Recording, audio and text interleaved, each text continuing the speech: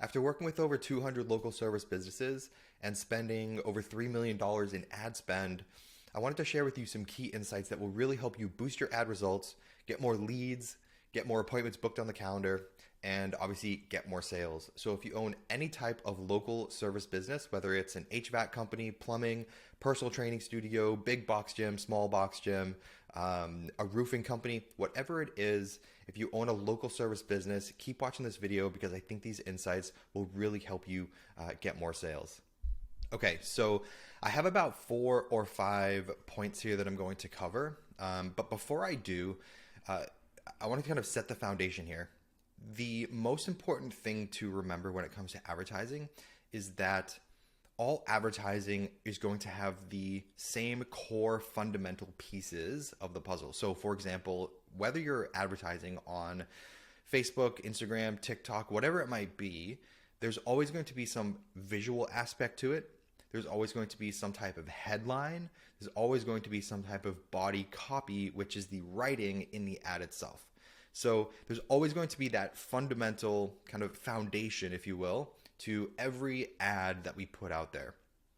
With that being said, these points right here are kind of the foam on top. They will elevate your ad. They'll take it to the next level and just help you get better results with the current advertising that you're already doing. So I'm not going to cover how to post an ad in this video or any kind of tactics or tricks that you can kind of click on in the ads managers.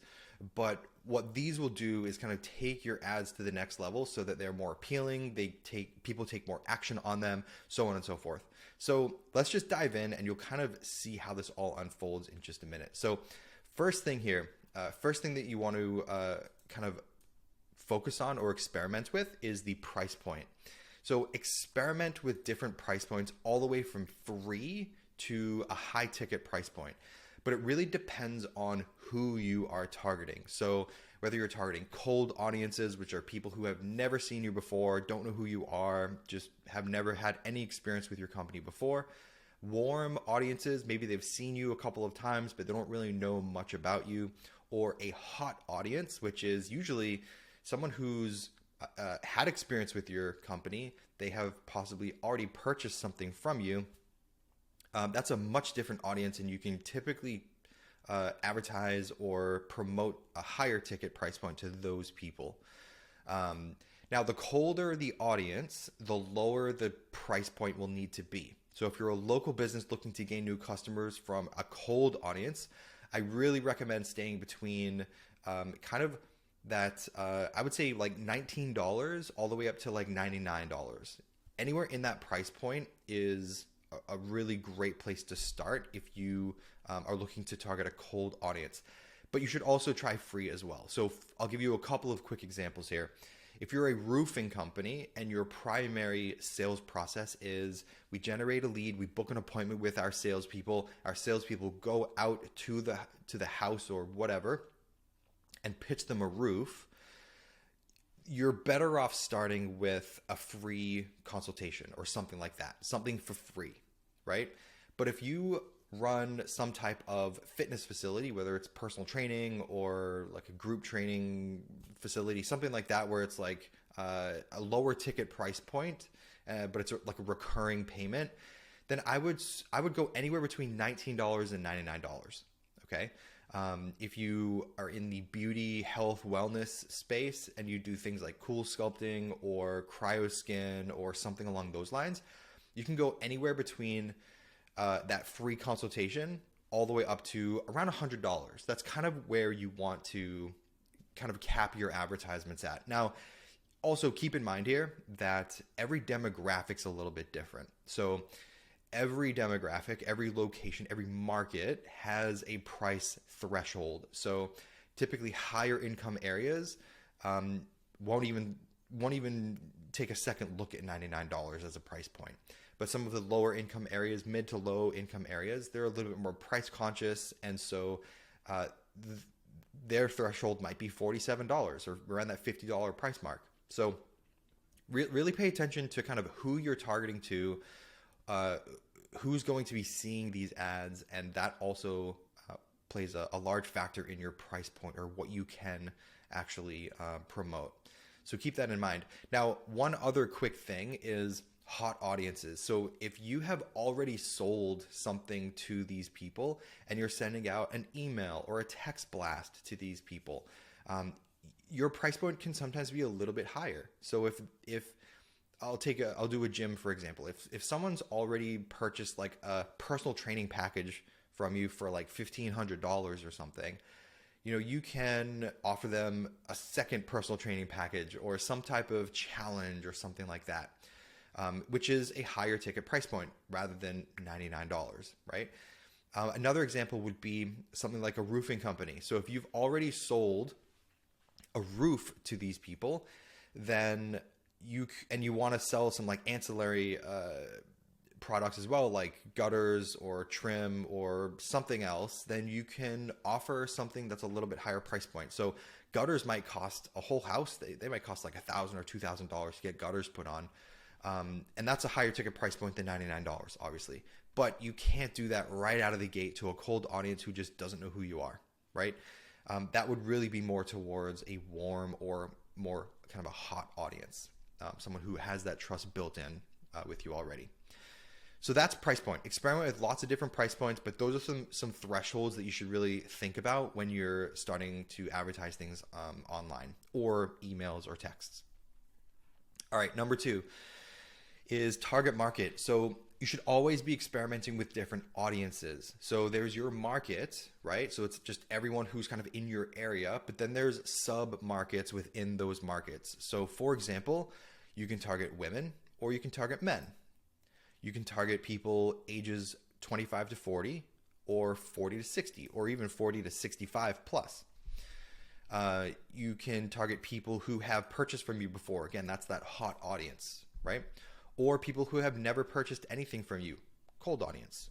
You could target active people or inactive people. This is more for like a fitness studio or even like a beauty salon where there's like recurring memberships. If you have an active client, you can target them with different offers than if someone's inactive. And the list goes on depending on what type of business you are running. So the key is to experiment, right? Make sure your copy talks to that very specific market. I'll give you another couple of really specific examples here. So let's take the gym industry for a second. It's May 27th today, and kids are getting out of school soon, and they're going to be off for the next couple of months. If you're targeting moms between 25 and 40, it's going to be sometimes pretty difficult to get them to commit to something in the summertime. They're going on vacations, their kids are out of school, they have to take care of, driving them around, just doing a whole bunch of different things, right? But if you target people between, let's say, 50 and 65 plus, well, their kids are usually out of school. They don't have any dependents really living with them at home. It's just a different demographic. So the conversation can be different. So maybe you can try selling personal training packages to an older demographic right now versus any type of weight loss program to a 25 to 40-year-old mother, right? So it just depends on who you are targeting. So really pay attention to the sub markets within your entire market, all right? So experiment with lots of different demographics, lots of different sub-markets, and make sure your copy, this is the key here, make sure your copy talks to that market. So the things that you're going to say to a 25 or 40-year-old mom are very different than what you would talk to a 40 to 60-year-old dad about, right? So the things are just very different. They want different things. They have different desires. They have different problems. So make sure your copy really talks to who you're targeting. All right, number 3, style of discount. So we covered price point up top, but what about how you actually display the cost? So you could say things like it's 20% off, or you could say something like get 2 for the price of 1, or you could say get $500 value for just $99, right? So lots of different ways to say it, or you could say something like you'll save $300 with this very exclusive offer, right? the way you display your price will affect your results drastically. So, and there's no silver bullet. There's no, hey, this one works better than this one, or only do this, don't do this. There is no silver bullet. The time of year really makes a difference. The target market makes a difference. The gender makes a difference. So many things make a huge difference on how you display the offer, that you should really just experiment with lots of different offers. So play around with the way you present your pricing and go with what gets the best results. This can make a huge impact on your business because different demographics respond to different price points and pricing in general. So really play around with it and just experiment. Like I said, there's no silver bullet here. This one's kind of cut and dry. Just experiment with different displays of your price point. All right, next one is the style of your copy. Okay, so I always get asked this a lot. Should you run your ads with long copy? What works better? Long copy, short copy, direct response copy, ADA format, problem, agitate, solution? My answer is yes. So you should really try all of these. Some demographics really respond better to long copy. They want to read more about the benefits, the features, if you have really just great copywriting, people want to read those things. But also, depending on who you're targeting, they just might want a short, quick piece of ad copy. And I'll tell you this, the longer the copy, it typically attracts someone who kind of knows that they want what you offer, but doesn't really know what solutions are out there. Short copy works really well for people who know they're in the market for it. They already know about the solutions that are out there, and you're the one that shows up on their screen. So they don't want to read a whole thing about the desires and features and benefits and all of that stuff.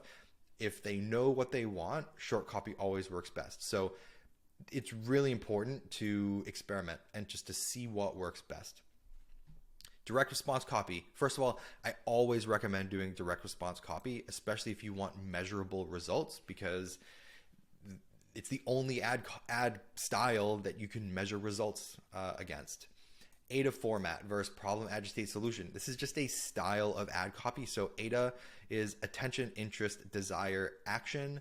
And that's just kind of the format of the ad. And it's just a really great format to capture someone's attention, get them interested in what you offer, show them the desires that they have for solving their problem, and then a call to action. And again, this can be made longer or shorter. It doesn't have to be so cut and dry, but just the format in general is really great. So if you're not really familiar with ADA, look it up. It's been around for many years, and it's just a great format to use on ads.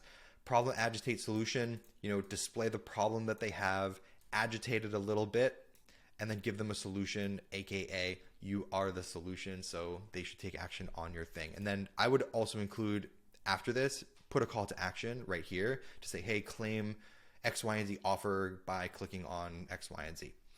So you should try all of these. All right. There's no silver bullet, like I said. When it comes to marketing, when it comes to advertising, copywriting, all of these things, you have to test. There is no cut and dry cookie cutter thing that you can kind of rely on. We're dealing with humans here, right? So humans are buying your stuff. Humans have different interests. They have different knowledge bases. They have different they have different personalities. They respond to different things in different ways. So you have to test, and there's no real way around it. So constantly test new variations and track what performs best in your area. This alone is a huge strategic advantage, because if you're the one that's testing the most, your competitors will always try to keep up with you, and they'll never be ahead. I've seen this happen time and time again. If you come up with a really great ad and you're getting a lot of action on it, what you'll see is the competitors in your area will start to copy your ad, and it'll start to take away from the results that you're getting. But you have to experiment with new things, because it's the only way to give yourself an advantage over capturing your marketplace. And so if you're the one that's always testing new things, new headlines, new features, new benefits, new images, new styles of ad copy, you're always going to be ahead. It is the number one way to create a strategic advantage when you're advertising, is to always stay ahead of your competition. So constantly test. It gives you a really big advantage over your competitors. All right, the last one is creative designs. So again, I always get asked, do images or videos work better on social media ads? And again, the answer is yes. So you should really test them all.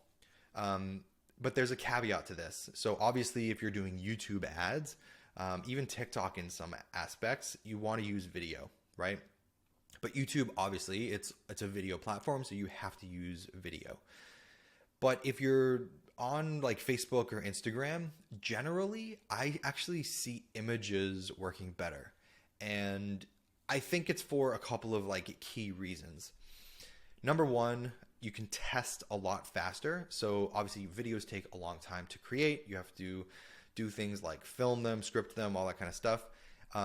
With images, you can go through many, many variations really quickly. So if something doesn't work, you know, and then you move on to the next thing. And if that doesn't work, you know, you move on to the next thing. And that can all happen very, very quickly. So it's easier to gauge whether something hits or fails, or whether something succeeds or fails when it comes to ads. With videos, like I said, there's so many variables. How good is your script? Are you good on camera? What's your tone like? Is it a good format? Is the lighting good? Are the angles good? Is the background good? Does it capture people's attention? All of these things really matter. And again, it takes a lot longer to create lots of different videos. So by the time you test 20, 30, 40 images, you've probably only tested 1, 2, 3, maybe 4 videos. And those take a lot longer to film. There's a lot more that goes into it, so on and so forth. So personally, especially for local businesses, because it's such a fast-paced, changing environment, I just say go with images. If you want to experiment with videos, what I would do is start with images first, gain traction, get results, and then advertise some videos and see what sticks while your images are still running in the background, so that your results don't just fall off a cliff while you're testing new stuff. So I hope this was helpful. I know I went through a lot here, but the key aspects really quickly are experiment with your price point, your target market, how you talk to people in that target market and all the sub-markets, the style of discounts, the style of your ad copy, and then creative designs as well. Like I said, I hope this was helpful. This is all stuff that will elevate your ad copy and the results that you get. If you have any desire to chat with myself or someone on my team about how we might be able to help you get better results with your ads, click on the link in the description. It'll go to our website. On the website, it will have a video, and it will also have a place for you to book an appointment with us so you can chat with us. We really only want to work with people who are willing to, spend the 3 months to really get something going and really see great results. So if you're just looking for a quick fix, or if you're looking to turn around your business in a really quick fashion because you might go out of business soon, you're not the type of customer that we can really help the most. Who we can really help is someone who's already getting appointments, who's already closing sales, who's already kind of on a good trajectory in business, and you want to just elevate and move a little bit faster and farther to reach your goals. So if that's you, click the link in the description below, book a call with us, and we'd be glad to chat with you and see if we can help you out. Hope this was helpful, and I'll see you on the next one.